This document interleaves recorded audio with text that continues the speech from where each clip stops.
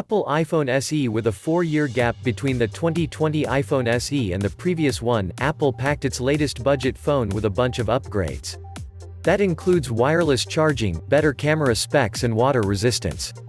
Unfortunately, for wired headphone users, it doesn't have a headphone jack. If you're looking for a new iPhone but want to save as much money as possible, the $399 £419 749 Australian dollars iPhone SE is your best bet. Samsung Galaxy A51. In addition to its main Galaxy S flagship phones, Samsung has a more cost-conscious A-series line of phones. This year it launched the Galaxy A51, another phone that costs $399. There is a 5G variant that costs $499.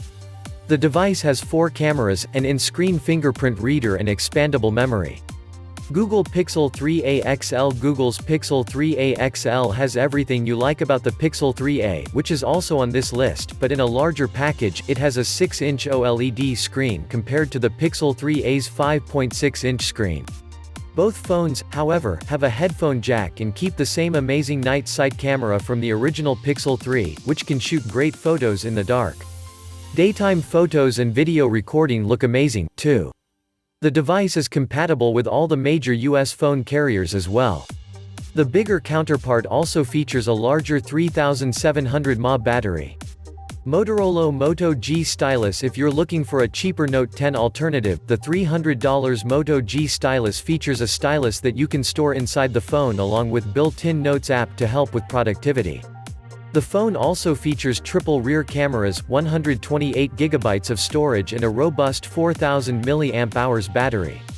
Samsung Galaxy A50. Although the Galaxy A50 came out last year and is the predecessor to the A51 phone mentioned above, it's still a great phone. Plus, at $250 it's even cheaper than when it first launched. The phone has a 6.4-inch Super AMOLED screen, an in-screen fingerprint reader and a headphone jack. On the back, the 3 cameras include a wide-angle lens as well as a depth lens, which is used to take portrait shots with blurry, dramatic backgrounds. Google Pixel 3a is the little brother of the Pixel 3a XL. The Pixel 3a has nearly identical specs but has a smaller screen and a smaller battery. It's also cheaper, at only $399. Read our Google Pixel 3a review. Motorola Moto G Power. The new Moto G Power is a tad cheaper than the G Stylus at $250, but it packs a robust 5000 mAh battery. During our testing, it lasted an impressive 4 days without a charge.